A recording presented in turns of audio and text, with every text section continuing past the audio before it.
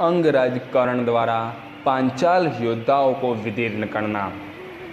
क्रोध में भरे हुए वेगशाली सूतपुत्र कर्ण ने अचित्र छोड़े गए और शिला पर तेज किए हुए सुवर्णमय पंख वाले बाणों द्वारा युद्ध स्थल में हठपूर्वक मुख्य पांचाल योद्धाओं को घायल कर दिया।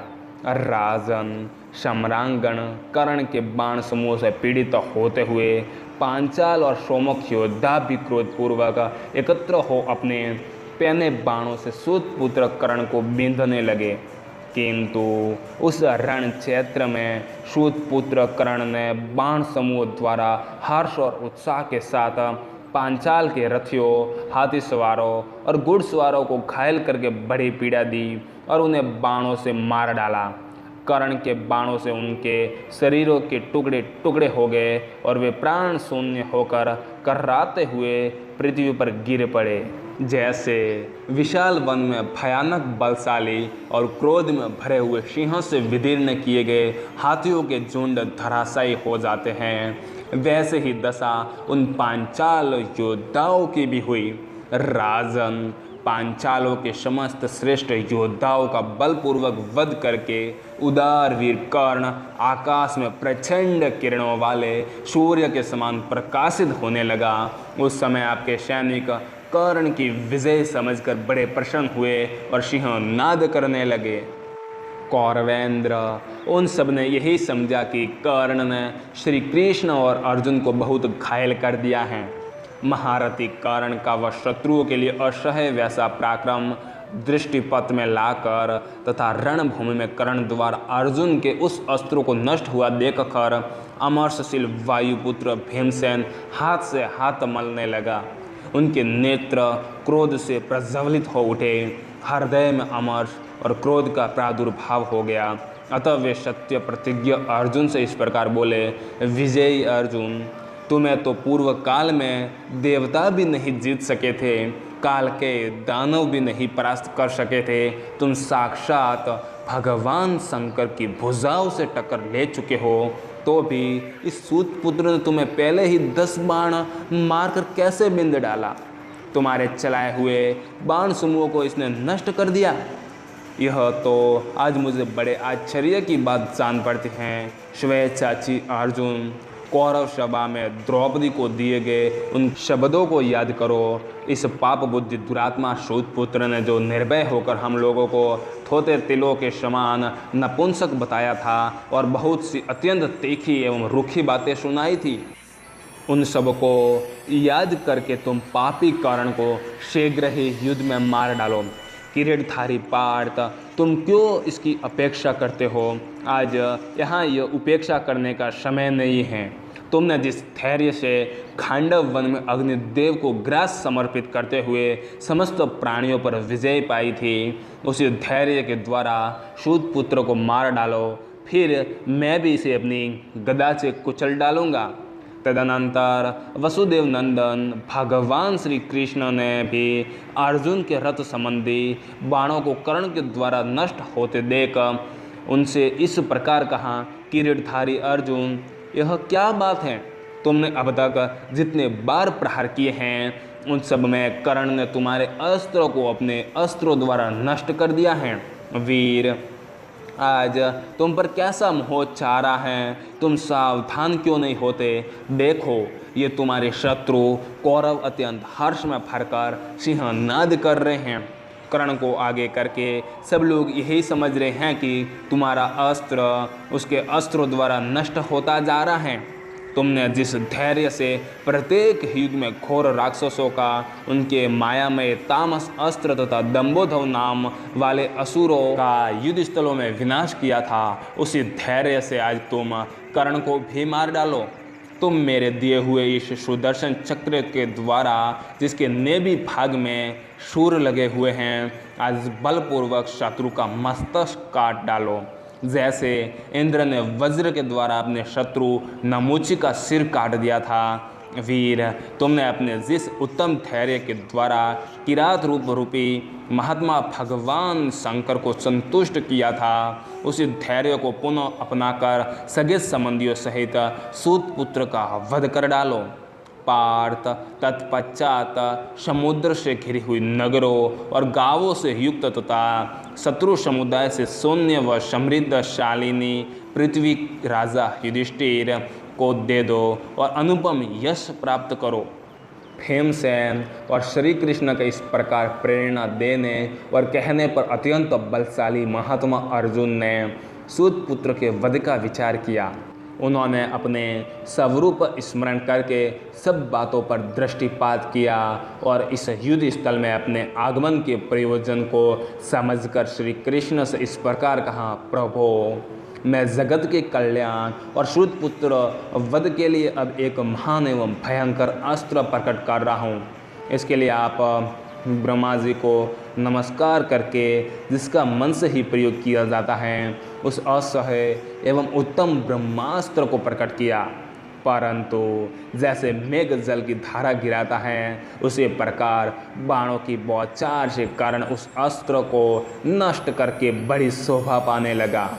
रणभूमि में किरीटधारी अर्जुन के उस अस्त्र को कर्ण द्वारा नष्ट हुआ देख अमरशील बलवान भीमसेन पुनः क्रोध से जल उठे और सत्य प्रतिज्ञ अर्जुन से इस प्रकार बोले, स्वेच्छाची, सब लोग कहते हैं कि तुम परम उत्तम एवं मन के द्वारा प्रयोग करने योग्य महान ब्रह्मास्त्र के ज्ञाता हो, इसलिए तुम दूसरे किसी श्रेष्ठ अस्त्र का प्रयोग करो। उनके ऐसा कहने पर स्वेच्छाची अर्जुन ने दूसरे दिव्यास्त्र का प्रयोग किया।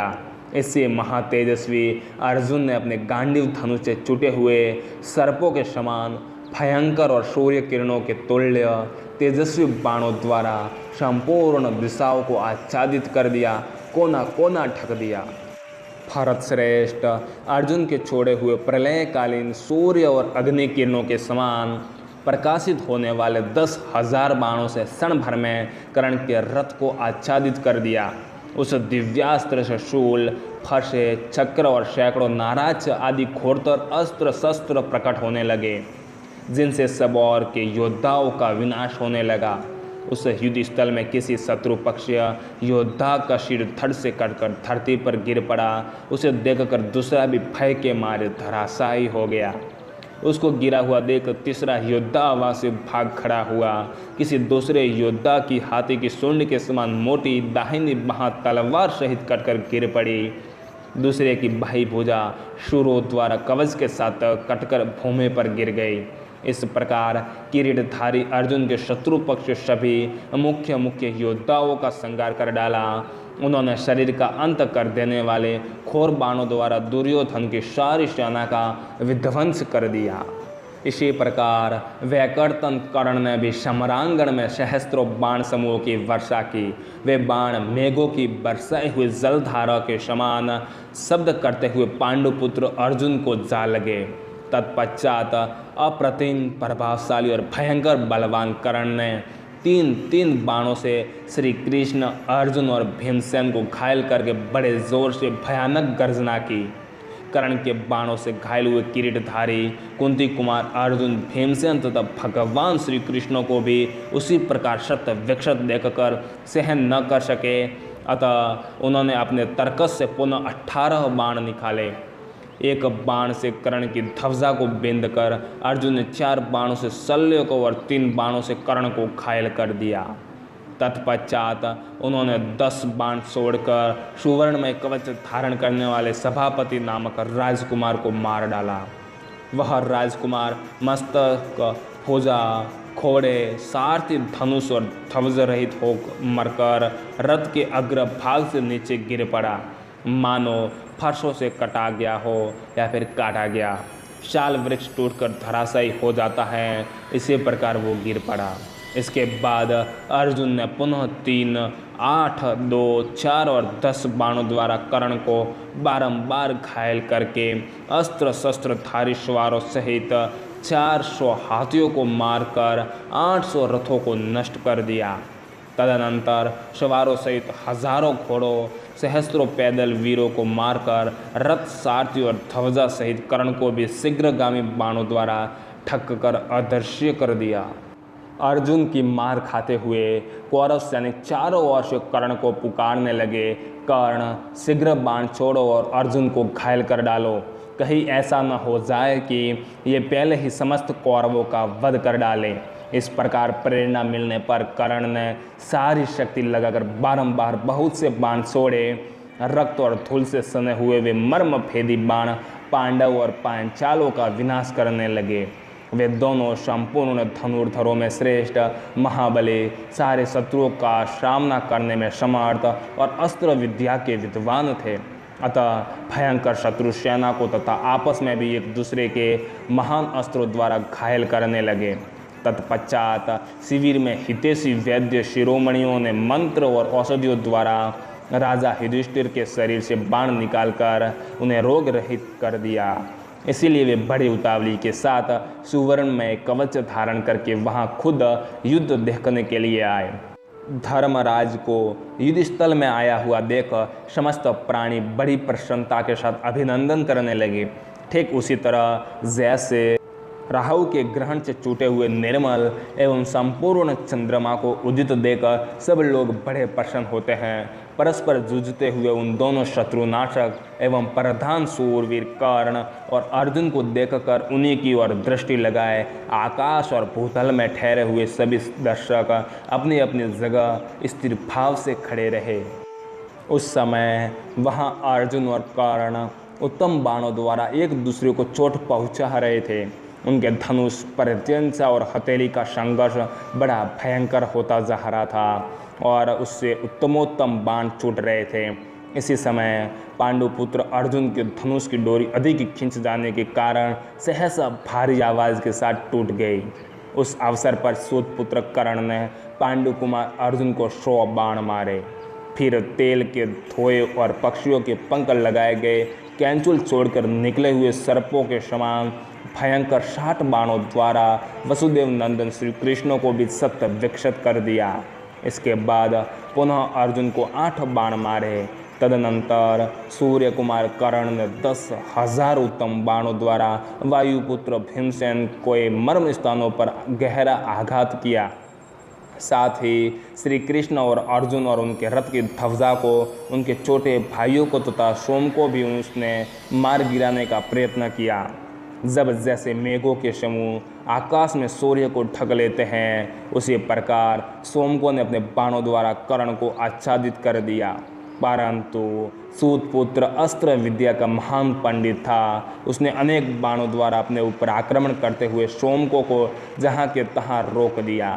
राजन, उनके चलाए हुए संपूर्ण अस्त्र शस्त्रों को नाश करके सूतपुत्र ने उनके बहुत से रथों, घोड़ों और हाथियों का भी संहार कर डाला और अपने बाणों द्वारा शत्रु पक्ष के प्रधान योद्धाओं को पीड़ा देना प्रारंभ किया।